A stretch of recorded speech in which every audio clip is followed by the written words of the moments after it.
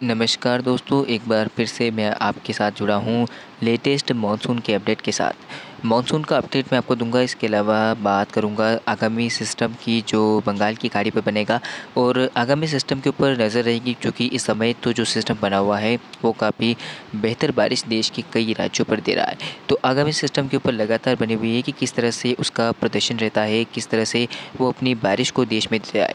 लगातार सूखेग्रस्त क्षेत्रों में जिस तरह से हालात विकराल हो रहे हैं, बारिश नहीं हो रही है, ऐसे में उस सिस्टम के क्या सूखे क्षेत्र में पहुंचने की संभावना है, इसके ऊपर भी नज़र डालेंगे।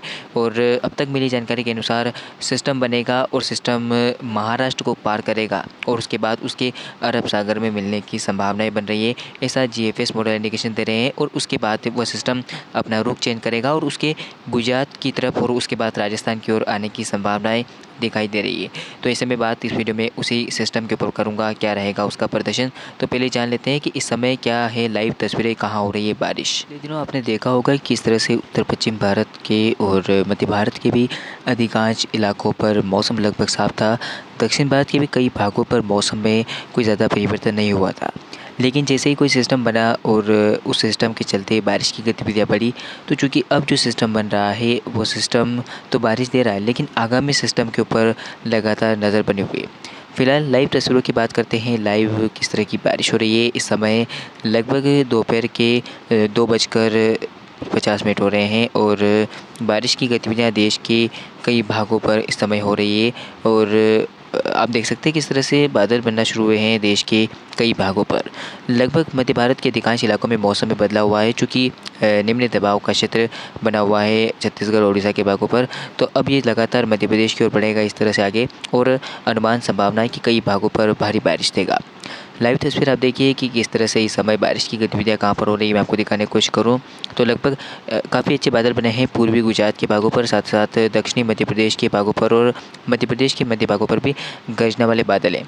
साथ ही साथ बादलों का अच्छा प्रदर्शन इस समय लगभग बिहार के दक्षिणी भागों पर, झारखंड और पश्चिम बंगाल के भागों पर है। इसके अलावा कुछ बादल आपको पूर्वी उत्तर प्रदेश के और पश्चिम उत्तर प्रदेश के वो भाग जो लगभग नेपाल से लगे हुए हैं, वहाँ पर काफ़ी अच्छा मानसून प्रदर्शन हो रहा है, गर्जना के साथ बारिश हो रही है। इसके अलावा पूर्वोत्तर भारत के अधिकांश इलाकों पर काफ़ी बेहतर बादल बनते हुए नज़र आ रहे हैं। बाकी आप देख सकते हैं किस तरह से उत्तर पश्चिम भारत पर ज़्यादा मौसम में बदलाव नहीं है। हालांकि पूर्वी राजस्थान के भागों पर बादल बन पहुंच चुके हैं, हालांकि बारिश नहीं हो रही, लेकिन पूर्वी उत्तर प्रदेश और पश्चिम उत्तर प्रदेश के कुछ भागों पर, साथ साथ पूर्वी राजस्थान के भागों तक बादल पहुंचना शुरू हो चुके हैं। हालांकि बारिश में इतनी बढ़ोतरी नहीं हुई अभी तक।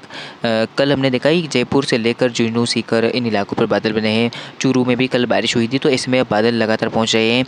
पश्चिम मध्य प्रदेश पर भी गर्जना वाले बादल डेवलप हो रहे हैं। हालांकि नीमच, मंदसौर और रतलाम में अभी भी विडंबना बनी हुई है। मंदसौर में और रतलाम में तो बारिश हो रही है, लेकिन नीमच के लिए अभी भी बारिश में कमी है, तो यहाँ पर बारिश होने के आसार चलते दिखाई दे सकते हैं।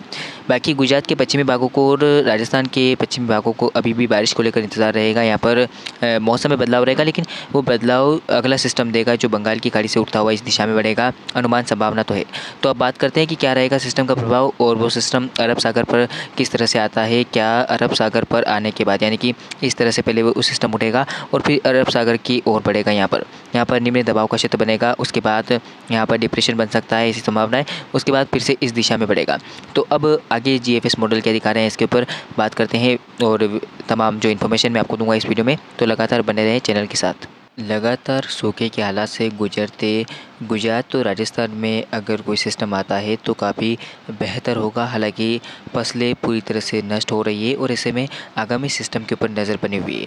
तो तमाम इन्फॉर्मेशन मैं आपको दूंगा इस वीडियो में। 12 सितंबर से आप स्थिति देख सकते हैं किस तरह से बादल बनना शुरू होंगे, और 12 सितंबर को ये सिस्टम बंगाल की खाड़ी पर विकसित होगा, यानी कि 14 सितंबर तक कह सकते हैं, 14-15 सितंबर तक ये सिस्टम बंगाल की खाड़ी पर डिप्रेशन बनेगा। उसके बाद ये सिस्टम लगातार उत्तर पूर्वी भागों की ओर बढ़ेगा। उसके बाद जब ये सिस्टम उड़ीसा के उत्तरी भागों पर और उससे सटे हुए छत्तीसगढ़ के भागों पर पहुंचेगा, उसके बाद ये सिस्टम मध्य भारत की ओर बढ़ेगा, जिससे कि इसका ट्रैक चेंज होगा। और अनुमान संभावना है कि 20 सितंबर के आसपास ये सिस्टम अरब सागर में पहुंचेगा, गुजरात के भागों को पार करता हुआ।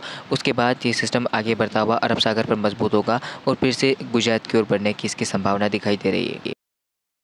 लगभग ये सिस्टम जब 22 सितंबर तक अरब सागर पर मजबूत होगा तब ये सिस्टम काफ़ी इंटेंसिफाई रहेगा और 23 सितंबर आते आते ये सिस्टम अरब सागर में लगभग डिप्रेशन की इंटेंसिटी में आएगा। उसके बाद अनुमान संभावना है कि इसका ट्रेंड चेंज होगा और फिर ये गुजरात की ओर बढ़ेगा। गुजरात को पार करता हुआ पाकिस्तान के भागों को और उससे सटे हुए राजस्थान के भागों को कवर करेगा और कई जगहों पर तेज़ बारिश देगा। आप आपके सामने लाइव स्क्रीन पर देख सकते हैं किस तरह से सिस्टम बनेगा जो गुजरात को पार करेगा, अरब सागर में पहुंचेगा और फिर राजस्थान की ओर बढ़ने की संभावना है। तो काफ़ी अच्छे संकेत दिखाई दे रहे हैं बारिश के लिहाज से। आप देख सकते हैं किस तरह से अरब सागर में अगर कोई सिस्टम मिलेगा तो वो मजबूत होगा और आमतौर पर हमने देखा है किस तरह से मजबूत सिस्टम गुजरात राजस्थान को प्रभावित करता है, चाहे वो अरब सागर में बनने वाला कोई भी सिस्टम हो। तो इसके ऊपर भी लगातार नज़रें बनी हुई है, मैं आपको लगातार इन्फॉर्म करता रहूँगा। तो फिलहाल अभी के लिए इस वीडियो में इतना ही, मिलता है अगले वीडियो में। धन्यवाद।